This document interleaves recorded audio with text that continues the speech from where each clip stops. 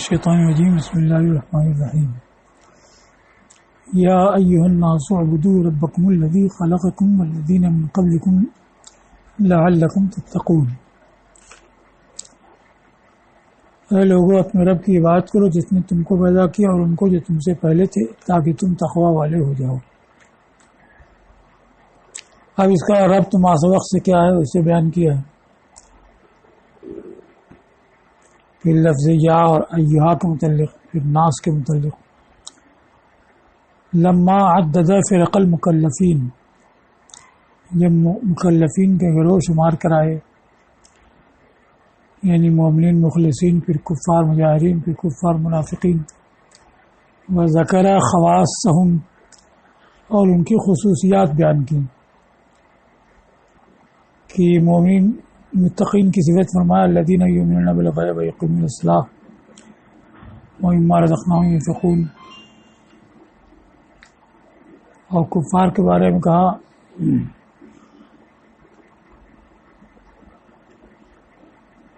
سواء علیہم انذرتم ام لم تنذرہم لا یؤمنون،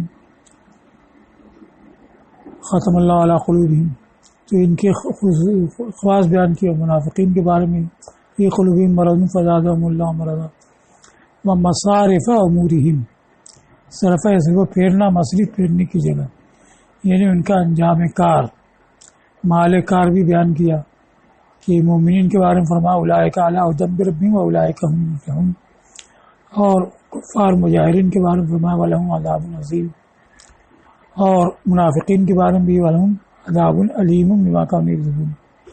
یہ سب بیان کرنے کے بعد اقبل علیہم، لما کا جواب ہے، جب مکلفین کے گروہوں کو شمار کیا اور ان کی خصوصیات اور ان کا انجام کار بیان کیا تو ان کے اوپر خطاب کے ساتھ بطور التفات توجہ فرمائی۔ تو پہلے ان کا ذکر تھا غیبت سے، اب یا ایھا الناس میں سب کو خطاب کیا گیا، تو اب غیبت سے خطاب کی طرف التفات ہوا۔ تو اس التفات کا فائدہ حظًا للسامع و تنشیطًا له، سامع کا حظ ہلانا، اسی سے حظ مصدر ہے، اور سامع کو حرکت اور نشاط میں لانے کے لیے، اور اہتماماً بامر العبادہ، اور امر عبادت کے اہتمام کے لیے، اور اس کی شان بڑھانے کے لیے، کہ اگر کوئی معمولی کام ہوتا ہے تو بالواسطہ بھی کہہ دیا جاتا ہے کہ فلاں سے کہہ دو یہ کرے، اور جب اہم ہوتا ہے تو براہ راست کہا جاتا ہے۔ تو یہاں اہم امر ہونے کی وجہ سے براہ راست خطاب کیا یا الناس۔ وجبرا لکلفۃ العبادہ بلذۃ المخاطبہ، جبر یجبر اصل میں تو ٹوٹی ہوئی ہڈی کو جوڑنا، پھر کسی چیز کی کمی کا تدارک کرنا، تلافی کرنا، اور عبادت کی زحمت کو مخاطبہ کی لذت سے تدارک کرنے کے لیے کہ عبادت میں مشقت ہے، تو اب خطاب کی لذت کی وجہ سے وہ آسان ہو جائے گی۔ یہاں تک ہو گیا۔ اب اس کے بعد تفسیر ہے یا ایھا الناس، تو اس میں لفظ یا ہے، تو یا کے بارے میں بعد میں کہا کہ اس میں فعل ہے، لیکن صحیح یہی ہے کہ یا حرف ہے۔ وضع لنداء البعید، بعید کی ندا کے لیے وضع کیا گیا ہے، یہ زیادہ مشہور ہے، اسی کو کشاف میں اختیار کیا، مصنف بھی اسی کو لیا ہے۔ دوسرا قول یہ ہے کہ مطلق ندا کے لیے ہے، تیسرا یہ ہے کہ قریب بعید متوسط کے درمیان مشترک ہے۔ اب چونکہ یہ معنی ہے کہ بعید کی ندا کے لیے ہے، تو جہاں کہیں قریب کو یا کے ذریعے ندا کی جائے گی تو وہاں تعویل کرنی ہوگی کہ اس قریب کو بعید کے درجے میں ٹھہرایا، اس وجہ سے یا آیا، تو اس کو کہا وقد ینادی بالقریب تنزیلا له منزلۃ البعید، اور کبھی اس سے قریب کو ندا کی جاتی ہے اس کو بعید کے درجے میں اتارنے کی وجہ سے۔ اب بعید کے درجے میں اتارنا اما لعظمتہ، یا تو اس کی عظمت کی وجہ سے، جیسے دعا کرنے والے کا کہنا یا رب یا اللہ ہو، وہو اقرب الیہ من حبل الورید، حالانکہ وہ اس کے رگو گلو سے زیادہ قریب ہے۔ ورید اصل میں تو رگ کو کہتے ہیں، اب حبل سے اس کی تشبیہ دی تو حبل کی اضافت اس کی طرف ہو گئی، جیسے لجین الماء میں۔ تو رب تعالی کو بندہ ندا کرتا ہے لفظ یا کے ساتھ جو بعید کے لیے آتا ہے، اس لحاظ سے کہ وہ اس کی عظمت کی وجہ سے اس کو بعید سمجھتا ہے یا اپنے کو حقیر ہونے کی وجہ سے اس سے دور سمجھتا ہے، تو یا کے ذریعے ندا کرتا ہے یا رب یا اللہ. تو ایک تو یہ کہ قریب کو بعید کے درجے میں اتارا جاتا ہے اس کے عظیم ہونے کی وجہ سے، اور لغفلتی و سوء فہمی، یا اس کی غفلت اور سوء فہم کی وجہ سے. پاس ہی میں ہے لیکن یا کہا جاتا ہے اس وجہ سے کہ وہ متوجہ نہیں، غافل ہے، تو غافل ہونے کی وجہ سے گویا کہ دور ہے، تو یا کے ذریعے اس کی ندا کی جاتی ہے. تیسرا للاعتناء بالمدعو لہ، جس کام کے لیے بلایا گیا ہے اس کے اہتمام کے سبب اور اس کو زیادہ برانگیختہ کرنے کے لیے. تو اب یہاں یہ بھی نہیں کہ منادہ جو ہے وہ عظیم ہے یا یہ کہ منادہ غافل ہے، بلکہ منادہ قریب بھی ہے اور متنبع اور ہوشیار بھی ہے. یہ بھی یا کے ذریعے ندا، تو جس کام کے لیے ندا ہے اس کے اہتمام کی وجہ سے اور زیادہ برانگیختہ کرنے کے لیے، کہ جب اس حرف سے ندا ہوگی جس سے بعید کے لیے ندا ہوتی ہے تو گویا کہ جس کام کے لیے کہا جا رہا ہے وہ اہم ہے اور اس کی طرف بندے کو توجہ دلانا ہے، تو اس کی وجہ سے بھی یا کے ذریعے ندا کی جاتی ہے. یہاں تک ہو گیا.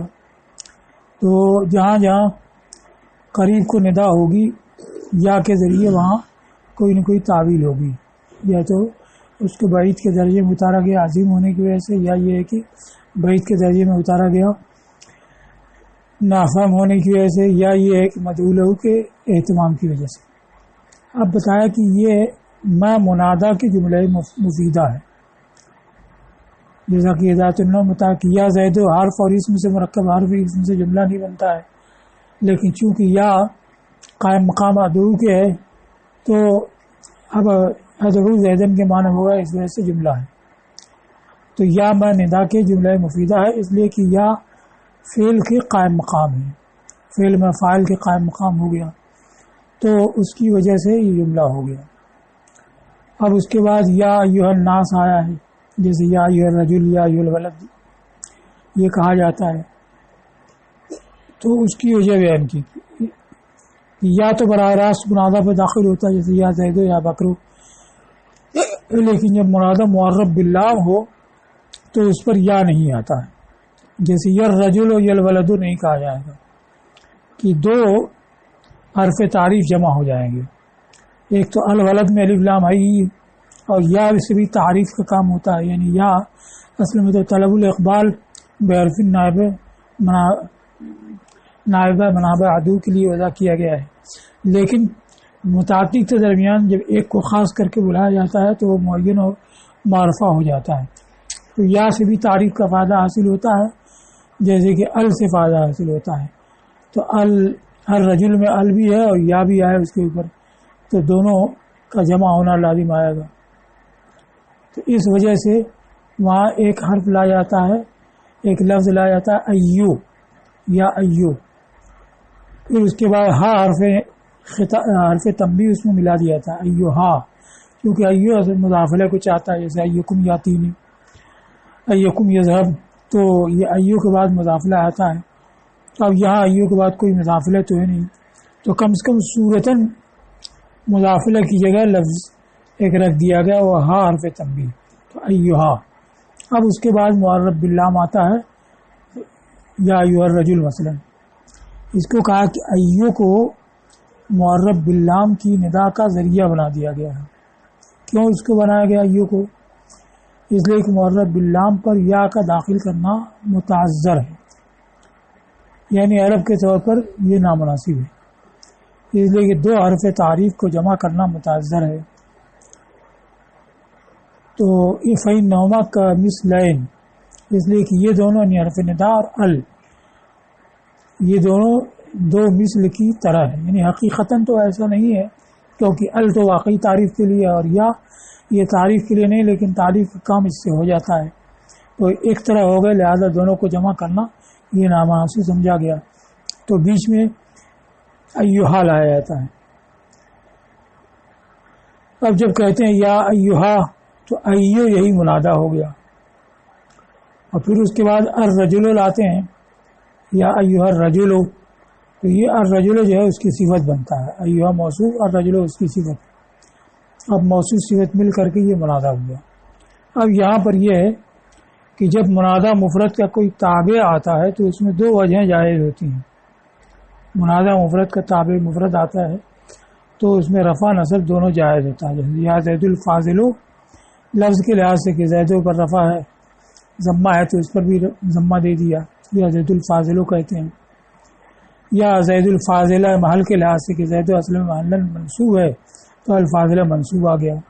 لیکن یہاں پر یا ایھا الرجل یا ایھا الرجل دونوں جائز نہیں ہیں، بلکہ ایھا الرجل یہی رفع کی صورت متعین ہے، یہ بتانے کے لیے کہ دراصل ندا سے مقصود یہی ہے، اور ایھا تو محض ذریعہ اور وسیلہ ہے. اس کو کہا ہے کہ اس ایو کو منادہ کا حکم دے دیا گیا اور اس کے اوپر جو ندا سے مقصود ہے اس کی وضاحت کرنے والے وصف کی صورت میں جاری کر دیا گیا. اور وہ جو مقصود بن ندا ہے اس کے رفع کا التزام کیا گیا. جبکہ منادہ کا جب تابع مفرد آتا ہے تو اس میں رفع نصب دونوں جائز ہوتا ہے، لیکن یہاں پر رفائی کا الزام یا ایھا الولد یا ایھا الرجل یہی کہا جائے گا. التزام کیا ہوا؟ اشعارا بانہ المقصود، یہ بتانے کے لیے کہ وہی ندا سے مقصود ہے. وأقحمت بینہما ہاء التنبیہ تاکیدا و تعویضا اما یستحق ایو من المضاف الیہ. اور ان دونوں کے درمیان ایو اور الرجل کے درمیان ہائے تنبیہ بڑھا دیا گیا، داخل کر دیا گیا. ایک تو تاکید کے لیے کہ ندا میں بھی خبردار کرنا، ہوشیار کرنا ہوتا ہے، اور ہا بھی خبردار کرنے، ہوشیار کرنے کے لیے. تو ندا کا جو مقصد ہے وہ ہائے تنبیہ سے حاصل ہوتا ہے، تو اس مقصد کی تاکید ہو جاتی ہے. اور ان دونوں کے درمیان ہائے تنبیہ کو داخل کر دیا گیا معنی ندا کی تاکید کے لیے، اور اس کا عوض لانے کے لیے جس کا اس مضافلہ کا عوض لانے کے لیے جس کا عین مستحق ہوتا ہے. عین مضافلہ چاہتا ہے تو کم سے کم صورتاً ایک لفظ اس کی جگہ مضافلہ کی جگہ آ جاتا ہے. یہاں تک ہو گیا. تو اس طرح سے یا ایھا الرجل کہتے ہیں کہ معرب باللام کی ندا پر معرب باللام پر یا براہ راست نہیں داخل ہو سکتا ہے تو ایو لایا جاتا ہے، وہی منادہ ہوتا ہے. پھر اس کے بعد جو اصل مقصود بن ندا ہے معرب باللام وہ لایا جاتا ہے، اور بیچ میں حرف تنبیہ ہوتا ہے.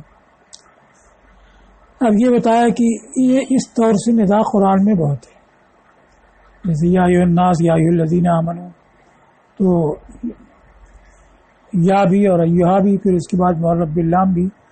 تو اس طرح سے ندا کثرت سے آئی ہے. کیوں کثرت سے آئی؟ اس وجہ سے کہ اس میں کئی طرح کی تاکید پائی جاتی ہے.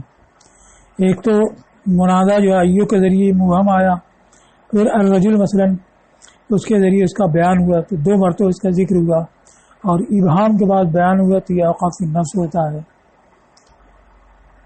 اور حرف تنبیہ جو ہا ہے اس سے بھی ندا کی تاکید ہو جاتی ہے. تو کئی طرح کی تاکید اس میں پائی جاتی ہے. وَإِنَّمَا كَثُرَ النِّدَاءُ عَلَى هَذِهِ الطَّرِيقَةِ فِي الْقُرْآنِ لِاسْتِقْلَالِهِ بِأَوْجُهٍ مِنَ التَّأْكِيدِ.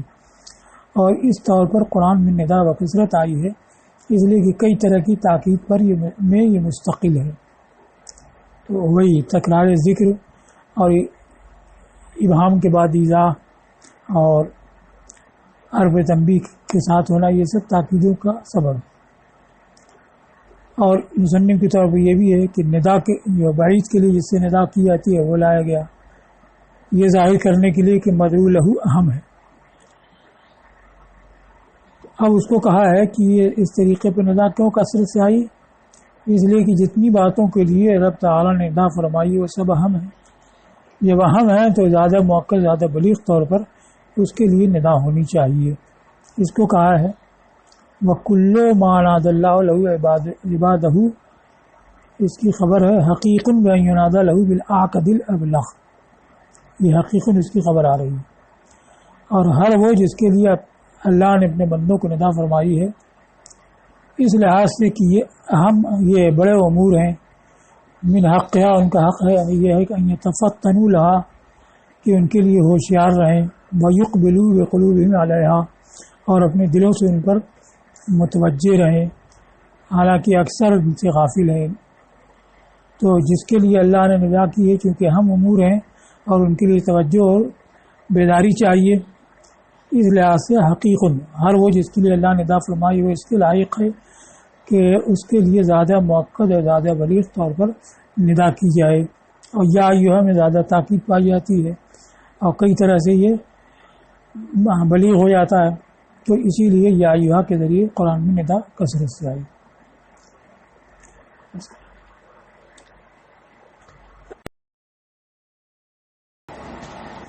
اللہم صلی علی سیدنا نبینا مولانا محمد وسلم۔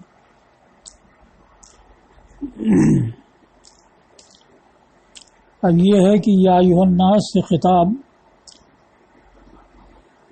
صرف مومنین کو ہے یا صرف کفار کو ہے یا سب کو ہے، ایک۔ دوسری یہ کہ جو زمانے تنزیل میں موجود تھے انہی کو خطاب ہے یا قیامت تک کے آنے والوں کے لیے خطاب ہے۔ تو پہلے عام ضابطہ بیان کیا ہے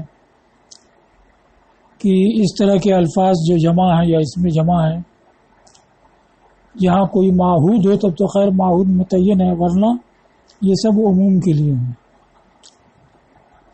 پھر عموم بھی صرف زمانے تنزیل والوں کے لیے نہیں ہے بلکہ قیامت تک جو آنے والے ہیں ان کے لیے ہے۔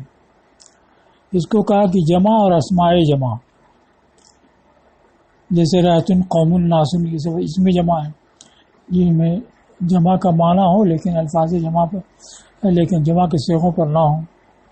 المحلات باللام، جو لام سے مزین ہے، حلہ یحلی تحلیہ حلیہ سے بنا ہے، یعنی جو معرب باللام ہے۔ تو جمع یا اس میں جمع جو معرب باللام ہیں یہ عموم کے لیے ہیں جہاں کوئی عہد نہ ہو، یعنی کوئی عہد ہو تو وہی عہد خارجی مراد ہوگا۔ اب اس جمع کے عموم کے لیے ہونے پر دلیل ایک صحت الاستثناء منہا کہ ان سے استثناء صحیح ہوتا ہے۔ تو استثناء وہی ہوتا ہے کہ اگر استثناء نہ کیا جاتا تو حکم سارے افراد کو شامل ہو جاتا ہے، جیسے نجحت طلبۃ الا زیدن، تو الا زیدن نہ کہا جاتا تو سارے افراد کو حکم شامل ہو جاتا، تو استثناء لایا گیا۔ تو استثناء اس بات کو بتاتا ہے کہ مستثنی منہ سب کو شامل ہے۔ دوسرے توکید بما یفید العموم، اس کی تاکید ایسے لفظ سے ہوتی ہے جو عموم کا افادہ کرے، جیسے باری تعالیٰ کے ارشاد فسجد الملائکۃ کلھم اجمعون، تو کلھم یہ تاکید کے لیے جب ہی ہوگا کہ الملائکہ سے بھی سبھی افراد سمجھے جائیں کہ تمام ملائکہ نے سجدہ کیا، اور کلھم نہ کر کے اس کی تاکید کر دی۔ اگر الملائکہ سے عموم نہ سمجھے جائے یعنی کچھ ہی افراد سمجھے جائیں اور پھر کلھم سے آ کر کے سب کو سمجھا جائے تو یہ کلھم تاسیس کے لیے نہیں ہوگا، یہ کلھم جو ہے تاسیس کے لیے ہو جائے گا، تاکید کے لیے نہیں ہوگا، حالانکہ بالاتفاق یہ تاکید کے لیے ہے۔ تو تاکید جب یہ بھی ہوگی کہ عموم کا معنی پہلے سمجھا جا چکا ہوں۔ تو اس سے بھی معلوم ہوتا ہے کہ لفظ جمع عموم کے لیے ہوتا ہے، تو الملائکہ یہ عموم کے لیے اور کلھم نہ کر کے اسی عموم کی تاکید کر دی۔ تیسرا استدلال الصحابہ بعموم یا شایعاً زائعاً، کہ صحابہ کرام کا جمع اس میں جمع کے عموم سے شائع زائع طور پر استدلال کرنا، کہ جہاں بھی یہ معرب باللام آیا ہے تو اس کو مانا ہے انہوں نے کہ یہ عام ہے، تمام افراد کے لیے ہے، جیسے الائمۃ من قریش، یہ ذقیفہ بنی ساعدہ کے موقع پر آئے تھے، ابوبکر صدیق نے پیش کیا، تو اس سے یہ سمجھا گیا کہ جو بھی امام ہوگا وہ قریشی سے ہوگا، تو عموم ہی سمجھا۔ یہاں تک تو قاعدے کا بیان ہو گیا۔ اب اس کے بعد یا ایھا الناس آیا، تو یہ الناس شامل ہے ان تمام لوگوں کو جو وقت نزول موجود تھے لفظاً، اور ان کو جو بعد میں پائے جائیں گے معنن۔ معنن کیسے؟ اس لیے کہ حضور صلی اللہ علیہ وسلم کے دین سے متواتر ہے کہ اس دین کے خطاب کا تقاضا اس دین کے خطاب اور اس کے احکام کا تقاضا یہ دونوں فریق کو شامل ہے، یعنی جو زمانہ تنزیل کے وقت موجود تھے، جو زمانہ تنزیل میں موجود تھے اور جو بعد میں آنے والے ہیں، سب کے لیے شامل ہے اور قیامت تک آنے والوں کے لیے ثابت ہے، مگر جس کو دلیل نے خاص کر دیا ہے۔ اور بعض شافعیہ نے یہ کہا ہے، جیسے عزالدین انہوں نے یہ کہا ہے کہ صرف زمان تنزیل میں جو موجود ہیں موجودین کے لیے کو خطاب شامل ہوگا، اور معدومین سے کو خطاب کیا جائے تو یہ عقل کے خلاف ہے۔ یہاں تک کہ جو موجود ہیں یعنی بچہ اور مجنون ان کو خطاب شامل نہیں ہوتا ہے، تو سرے سے معدوم ان کو کیسے خطاب شامل ہوگا؟ لہذا جو زمانہ تنزیل میں موجود ہیں انہی کو خطاب شامل ہے، اور بعد کو آنے والوں کے لیے جو خطاب ہوتا ہے تو وہ اجماع یا قیاس اور کسی دلیل سے ثابت ہوتا ہے، خود لفظ سے یہ ثبوت نہیں ہوتا ہے۔ اس کا جواب دیا گیا کہ ٹھیک ہے، تنہا معدومین کو خطاب کیا جائے تو یہ عقل کے خلاف ہے، لیکن اگر موجودین اور معدومین دونوں کو شامل کر دیا ہے تقریباً اور ان کو خطاب کیا جائے تو اس میں کوئی عقل کے خلاف بات نہیں ہے، اور تمام نصوص میں ایسا ہی ہے کہ یا ایھا الذین آمنوا فرمایا گیا تو جو وقت تنزیل میں موجود ہیں اور جو بعد میں ایمان لانے والے ہیں سبھی کو شامل ہوتا ہے۔ اس کو کہا کہ یہ دین رسول صلی اللہ تعالی وسلم سے تواتراً معلوم ہے کہ حکم جو ہوتا ہے وہ سب کو شامل ہوتا ہے اور قیامت تک کے لیے ثابت ہے، مگر وہ جسے دلیل نے خاص کر دیا وہ سبی اور مجنون، یہاں تک ہو گیا۔ اب بعد نے استدلال کیا کہ صرف کفار ہی کوئی حکم شامل ہوگا یا ایھا الناس سے، کیونکہ بعد میں حکم آ رہا ہے اعبدوا، تو مسلمان تو عبادت کرتے ہی ہیں، تو ان کو عبادت کا حکم دینا یہ تحصیل حاصل ہے، لہذا یہ حکم صرف کفار کو ہوگا۔ دوسرا یہ کہ روایت میں یہ آیا ہے کہ جس میں یا ایھا الناس ہے وہ مکی ہے، اور جس میں یا ایھا الذین آمنوا وہ مدنی ہے، تو یا ایھا الناس سے خطاب جو ہے صرف کفار مکہ کو ہوگا۔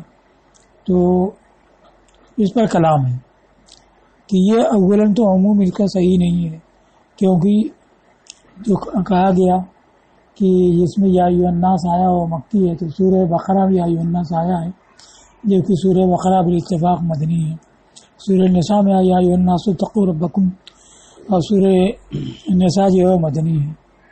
اس سے یہ معلوم ہوتا ہے کہ یہ عموم مراد نہیں ہے، بلکہ اس کی کچھ تعویل ہے، یعنی جس میں یا ایھا الناس ہے تو زیادہ تر اس میں خطاب اہل مکہ سے ہے، اور جس میں یا ایھا الذین آمنوا ہے تو اس میں زیادہ تر خطاب اہل مدینہ سے ہے۔ اور اس کا ظاہر معنی لیا جائے کہ جس میں بھی یا ایھا الناس ہے تو مکی ہے، تو یہ واقعے کے خلاف ہے۔ اس کو کہا ہے کہ وہ جو مروی ہے علقمہ سے حسن سے کی، اور وہ جس میں کی یا ایھا الناس نازل ہے وہ مکی ہے، اور جس میں یا ایھا الذین آمنوا نازل ہے تو وہ مدنی ہے۔ ان صح رفعہ، یعنی یہ تو اول تابعی کا اثر ہے، اور اگر اس کا مرفوع ہونا ثابت ہو، یعنی صحابی سے ثابت ہو یا حضور صلی اللہ علیہ وسلم سے براہ راست ثابت ہو، تو یہ کفار کے ساتھ تخصیص کا موجب نہیں ہے، کیونکہ اس میں کئی طرح سے کلام ہے۔ اس کی تعویل کرنا ضروری ہے کہ زیادہ تر خطاب اس میں اہل مکہ سے ہے یا زیادہ تر خطاب اہل مدینہ سے ہے، ورنہ اگر اس کا ظاہر معنی لیں تو مطلب ہوگا کہ یا ایھا الناس جہاں بھی یہ صرف اہل مکہ ہی سے خطاب ہے، تو ساری دنیا میں سے لے کر کے صرف مکہ والے ہی خاص ہو جائیں گے، اور جس کا کوئی قائل نہیں ہے۔ دوسرا یہ کہ عبادت کا حکم دیا گیا ہے تو مومنین کے عبادت کا حکم نہیں ہوگا، کفار ہی کو ہوگا، تو اس کو کہا ہے کہ نہیں، ان کو عبادت کا حکم دینا یہ کفار کے ساتھ تخصیص کا موجب ہے، اس لیے کہ عبادت کا مطلب شروع کرنا اور ثابت قدم رہنا دونوں ہے، تو جو عبادت نہیں کرنے والے ہیں ان کو حکم ہوگا کہ عبادت شروع کرو، اور جو کرنے والے ہیں ان کو حکم ہوگا کہ اس پر ثابت قدم رہو۔ ایک اب دوسرا مسئلہ یہاں یہ بھی پیدا ہوتا ہے کہ کفار عبادات کے مکلف ہے یا نہیں، تو حنفیہ میں سے مشائخ سمرقند اس کے قائل ہے کہ وہ صرف ایمان کے مکلف ہیں، ایمان کی بجاوری کر لیں گے تب پھر عبادات کے اور احکام کے مکلف ہوں گے۔ ہاں اس پر اتفاق ہے کہ عقوبات اور معاملات میں وہ بھی مکلف ہیں، لیکن عبادات کے مکلف ہیں یا نہیں، تو وہی مشائخ سمرقند یہ کہتے ہیں کہ عبادات کے مکلف نہیں ہیں، اور اہل عراق مشائخ عراق اور شافعیہ اس کے قائل ہیں کہ وہ اعتقاد اور عمل دونوں کے حق میں مکلف ہیں، یعنی عبادات کو ان کو ماننا بھی ہے اور اس کو عمل میں لانا بھی ہے. اور مشائخ بخارا اس کے قائل ہیں کہ اعتقاد کے تو مکلف ہیں کہ جس طریقے سے ایمان کے مکلف ہیں ویسی عبادات کی فرضیت کے ماننے کے بھی مکلف ہیں اور عمل کے مکلف نہیں ہیں. اب جو یہ کہتے ہیں کہ اعتقاد اور عمل دونوں کے حق میں وہ مکلف ہیں، تو اس کا مطلب یہ نہیں ہے کہ ایمان لانے کے بعد زمانہ کفر کی عبادت کی ان کو قضا کرنی پڑے گی، یا یہ کہ حالت کفر میں عبادت ان کی صحیح ہو جائے گی. اس کا کوئی قائل نہیں ہے.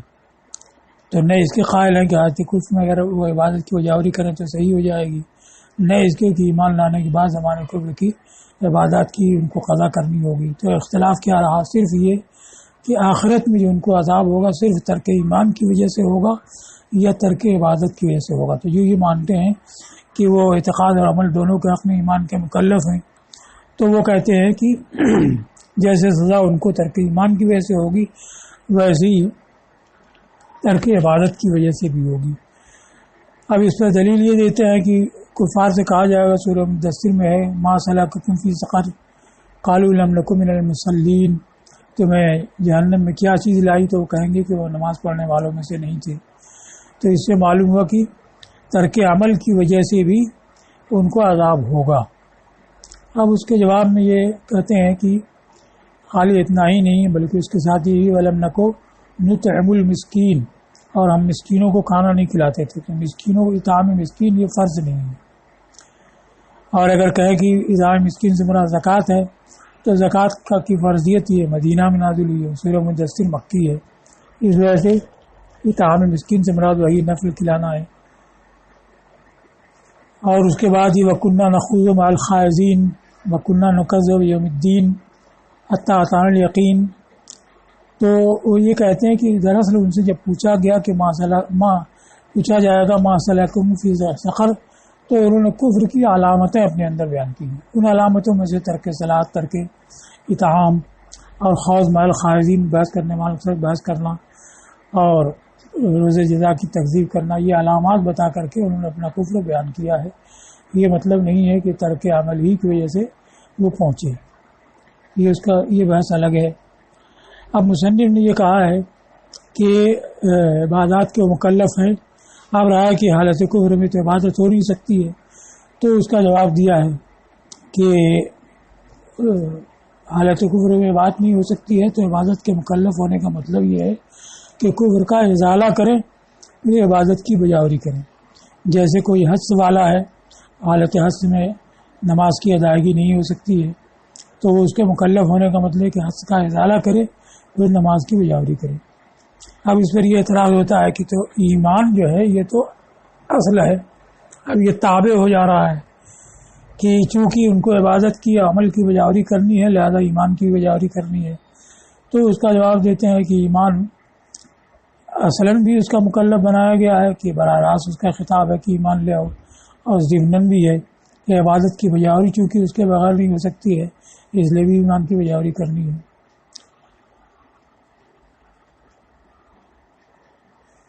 ولا امرهم بالعبادہ، یعنی ان کو عبادت کا حکم لا یجب بالتخصیص، لا یجب التخصیص بالکفار، اور نہیں ان کو عبادت کا حکم دینا یہ کفار کے ساتھ تخصیص کا موجب ہے. اس لیے کہ معمور بہی، جس کا حکم دیا گیا ہے یعنی عبادت کرنا، یہ مشترک ہے بین بدء العبادہ والزیادۃ فیہا والمواظبۃ علیہا.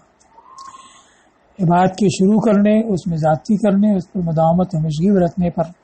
تو عبادت کرنا یوں کہ شروع کرے یا یہ کہ اس میں اضافہ کرے اس پہ اور اس پہ ثابت قدم رہے. تو کفار سے مطلوب ہے شروع کرنا، اس کی بجاوری کے بعد جس کو مقدم کرنا ضروری ہے، یعنی رب کی معرفت اور سانے کا اقرار کہ بغیر ایمان کے عبادات کی صحت نہیں ہے. تو اس سے پہلے ان کو ایمان کی بجاوری بھی کرنی ہوگی. اس لیے کہ کسی شے کے وجود کا لوازم سے ہے اس چیز کا بھی لازم ہونا جس کے بغیر وہ شے کامل نہ ہو.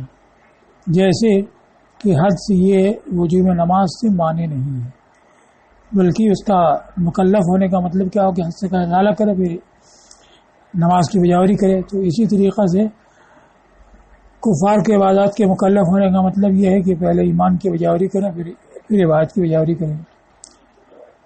فالکفر لا یمنع، تو کفر جو ہے وجوب عبادت سے مانے نہیں ہے، بلکہ اس کا رفع کرنا اور پھر عبادت میں اس کے بعد مشغول ہونا یہ ضروری ہے. تو یہ ان سے مطلوب ہے کہ عبادت کو اپنے مقابل عبادت بنائیں پھر عبادت کی بجاوری کریں.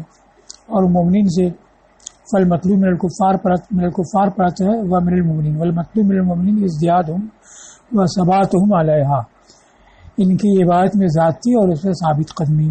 یہاں تک ہو گیا. اب اس کے بعد ہے کہ ربکم فرمایا، اعبدوا ربکم. تو مشتق کے اوپر جب حکم ہوتا ہے تو اس بات کی دلیل ہوتا ہے کہ مادہ اشتقاق وہی اس حکم کا سبب ہے. تو وجوب، اس سے معلوم ہوا کہ وجوب عبادت کا سبب ہے تربیت، کہ چونکہ وہ پیدا کرنے والا اور کمال تک پہنچانے والا ہے، اسی وجہ سے اس کی بات کرنا واجب ہے. اور الذی خلقکم یہ ایجاد کو بتاتا ہے. اور ربکم فرمایا اس پر تنبیہ کرنے کے لیے کہ عبادت کا موجب وہی تربیت ہے. پھر الذی خلقکم، جس نے تم کو پیدا کیا، والذین من قبلکم، اور ان کو جو تم سے پہلے تھے. تو یہ ربکم کے بعد الذی خلقکم کیوں آیا؟ تو یہ صفت ہے جو اس کے اوپر جاری ہے تعظیم کے لیے اور تعلیل کے لیے. یعنی رب کی عظمت ظاہر ہوتی ہے اس سے کہ وہ نیست سے ہست کرنے والا ہے، خالق ہے، معدوم سے موجود کرنے والا ہے. اور علت بھی معلوم ہوتی ہے کہ چونکہ اس نے وجود بھی بخشا اور پھر تربیت بھی کرنے والا ہے، یعنی کمال تک پہنچانے والا ہے، اس وجہ سے بھی اس کی عبادت واجب ہے. اور احتمال لگتا ہے تقیید اور توضیح کا، یعنی صفت مقیدہ ہو. اگر خطاب صرف مشرکین سے خاص ہو تب، یہ مشرکین تو ارباب من دون اللہ بہت مانتے تھے، تو تخصیص کی گئی کہ نہیں ہے وہ رب جو خالق ہے، اور خالق سے خدائی کو مانتے تھے، اس لحاظ سے یہ تقیید ہو گئی. تو احتمال لگتا ہے تقیید کا اور توضیح کا اگر خطاب کو مشرکین سے خاص کیا جائے، اور رب سے مراد ہو اعم، رب حقیقی سے اور ان الہٰ سے جن کو کہ وہ ارباب کہتے تھے. اب خلق کا معنی ہے ایجاد الشیء علی تقدیر و استواء، کسی چیز کو وجود بخشنا ایک اندازے پر اور برابری کے ساتھ. تو یہ اور اس کی اصل لفظ خلق یہ اصل ہے تقدیر. کہا جاتا ہے خلق النعل اذا قدرها وسواها بالمقیاس. خلق الناس بولتے ہیں جب اس کو اندازے پر رکھے اور مقیاس سے ہموار کرے، برابر کر بنائے. جس نے پیدا کیا تم کو اور ان کو جو تم سے پہلے تھے. تو یہ الذین ترکیب میں خلقکم میں کم مفعول بھی ہے، اس پر آتے ہیں پیدا کیا تم کو بھی اور ان کو بھی. تو یہ شامل ہے ہر اس کو جو انسان سے پہلے ہے، ذاتاً یا زماناً. یعنی انسان کا وجود اس کے وجود پر موقوف ہے، یا زمان کے لحاظ سے وہ انسان سے پہلے ہے، تو ان سب کا پیدا کرنے والا وہی ہے. اور یہ منصوب ہے اور معطوف ہے اس ضمیر منصوب پر جو خلقکم میں ہے. اب یہ ہے کہ صلہ ایسا جملہ ہونا چاہیے جو مخاطب کو پہلے سے معلوم ہے. اور یا الناس میں خطاب سبھی سے ہے جس میں کفار بھی ہیں. تو کفار کو کہاں سے معلوم کہ وہی خالق ہے؟ تو اس کو کہا کہ وہ مانتے تھے اس کو، اگرچہ پرستش کرتے تھے بہت سی چیزوں کی، لیکن خالق صرف خدا ہی کو مانتے تھے. تو چونکہ ان کے نزدیک یہ طے شدہ اور مقرر تھا، اس لیے الذی خلقکم کہا. بالفرض کچھ کفار ایسے ہو جو خالق نہیں جانتے ہیں، نہیں مانتے ہیں، تو یہ ادنا تأمل اور نظر سے معلوم ہو سکتا ہے، اس لیے اس کو معلوم کے درجے میں رکھا گیا اور صلہ خلقکم آیا. اور یہ جملہ لایا گیا ہے اس کی جگہ جو ان کے نزدیک مقرر اور طے شدہ ہے. مقرر اور طے شدہ یا تو اس وجہ سے کہ اس کا اقرار کرتے ہیں، جیسا کہ فرمایا کہ اگر تم ان سے پوچھو کہ انہیں کس نے پیدا کیا تو ضرور کہیں گے اللہ نے، اور اگر ان سے پوچھو کہ کس نے آسمان اور زمین کو پیدا کیا تو ضرور کہیں گے اللہ نے. تو اس کو مانتے تھے، اس لحاظ سے یہ ان کے نزدیک معلوم اور معروف چیز تھی. تو صلہ کے طور پر خلقکم آیا. اور لتمکنہم من العلم بہ بادنی نظر، یا اس وجہ سے کہ اس کو جان سکتے تھے ادنا نظر سے کہ خالق وہی ہے، اس وجہ سے یہ معلوم کے درجے میں ہو گیا تو خلقکم صلہ کے طور پہ آیا. اور شاد میں پڑھا گیا ہے والذین من قبلکم، تو الذین تو اس میں موصول ہے ہی، اور من یہ بھی اس میں موصول، تو جو اس میں موصول جمع ہو گیا تو اس کو کہا کہ دوسرا پہلے کی تاکید کے لیے ہے، دوسرے موصول کو پہلے موصول اور اس کے صلہ کے درمیان داخل کر کے بطور تاکید، جیسے کہ جریر نے اپنے قول یا تیمہ تیمہ عدی لا ابا لکما میں دوسرے تیمن کو پہلے اور اس کے مضافلے کے درمیان داخل کر دیا، تو اصل میں یا تیمہ عدی، پہلا تیمہ مضاف عدین مضافلہ، دوسرا تیمہ جو ہے پہلے کی تاکید کے لیے آ گیا، تو ویسے یہاں پہ ہے کہ الذین موصول اور دوسرا من جو ہے یہ اس کی تاکید کے لیے ہو گیا۔ تیم بنی عدی کے تیم، یعنی تیم نام کے کئی قبیلے تھے تو خاص کر دیا کہ عدی والے تیم لا ابا لکما، تو جیسے اس نے دوسرا تیم تاکید کے لیے رکھ دیا ہے ویسے ہی، تو کبھی کبھی لفظ کی تاکید جیسے معنی کے لحاظ سے ہوتی ہے ویسے ہی لفظ کی تکرار سے بھی ان زیدن قائم، اور کبھی اس کا مرادف اور ہم معنی لا دیا جاتا ہے جیسے ذهب زید نفسہ کہا جاتا ہے۔ تو اب یہاں من جو ہے ہم معنی ہے، اس کے ذریعے الذین کی تاکید ہو گئی۔